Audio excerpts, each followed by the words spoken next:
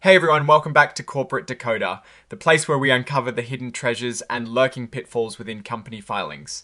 Today, we're diving into Micron Technology's latest report. Get ready because we're about to decode what those numbers really mean. Don't forget to hit that subscribe button and join our Discord community for more exclusive insights, linked in the description below. Micron Technology Incorporated is back, and they've just dropped their report for the fourth quarter and the full year of fiscal 2025. Now, these types of filings, or 8KS as they often called, are like official announcements from the company, telling everyone about significant events that have happened. And the biggest news here is all about their financial results. On the 23rd of September 2025, Micron let the world know how they performed financially for their fiscal year ending in August. Think of it as their big yearly report card. They released a press release with all the juicy details, and we were going to break down what that means for you. If you're an investor, you probably know Micron. Their stock trades under the ticker MU on the Nasdaq Global Select Market. They make memory and storage solutions that are pretty much the backbone of all our electronic devices, from your smartphone to massive data centers. This section is where the real meat of the report is. Micron has announced its financial results. Now, what is really important to understand is that while they're announcing these results, they're also being careful about what they say. They are stating that the information in this section and the attached press release should not be seen as officially filed in a way that would make them liable for every single detail under specific laws. And it won't automatically be included in other future filings unless they specifically say so. This is a common practice with these kinds of announcements, sort of a way to share information without agreeing to all the strict rules that apply to other parts of their filings. The most important part of this filing, as we've mentioned, is the press release attached as Exhibit 99.1.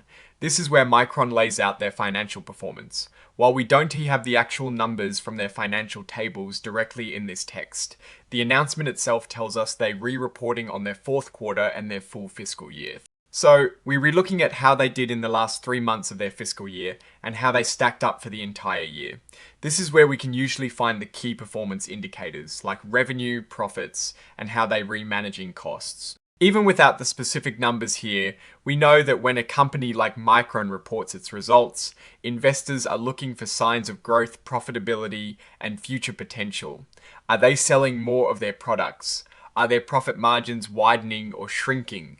How are they managing their expenses in a competitive market? These are the questions that investors, analysts, and even rivals are asking when these reports come out. For a company in the tech sector, especially in memory chips, performance can be very volatile, influenced by global demand, supply chain issues, and rapid technological advancements. So, seeing a strong report can mean big things for their stock price and their long-term strategy. And the report is signed off by Mark Murphy, who holds a very important role as the Executive Vice President and Chief Financial Officer.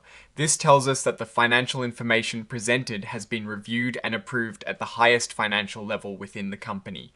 Now, let's talk about what this all means. Micron is a giant in the semiconductor industry. They produce DRAM and NAND flash memory, which are essential components in everything from smartphones and computers to servers and artificial intelligence hardware. The demand for these chips is often tied to the health of the global economy and the pace of technological innovation. For instance, the explosion in AI has created a massive demand for high bandwidth memory, a segment where Micron is a key player. Looking at their performance in fiscal 2025, we'd be really interested in seeing their revenue trends. Did they manage to increase sales compared to the previous year? And beyond just sales, what about their profitability? Were they able to translate those sales into actual profit, or did costs eat into their earnings? In this industry, companies often face intense price competition and the constant need to invest heavily in research and development to stay ahead. So, the ability to maintain healthy profit margins is a critical indicator of a company's financial strength and its competitive edge.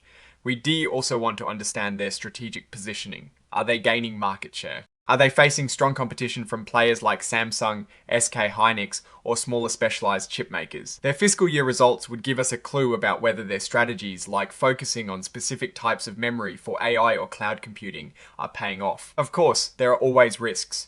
The semiconductor industry is cyclical. Demand can fluctuate, and gluts or shortages can dramatically impact prices. Geopolitical tensions can also affect supply chains and market access. Any company in this space needs to demonstrate resilience and adaptability. Without the actual numbers from the press release, it is hard to give a precise financial assessment. However, the very fact that they are announcing results publicly means they believe they have something significant to report. If it is good news, expect excitement. If it is less than stellar, the market will likely react accordingly. The devil, as always, is in the details of those financial tables that are part of the full press release, which unfortunately we do not have in this specific extract, but this 8K filing gives us the heads up that those details are out there. Alright, that is our quick decode of Micron technology, its latest filing. What is your take on what this announcement might signal for the company and the wider tech industry? Drop your thoughts in the comments below. If you found this breakdown helpful, please hit that like button and subscribe for more deep dives into the world of corporate finance. And don't forget to join our Discord community linked in the description for ongoing discussions. Thanks for watching. See you next time.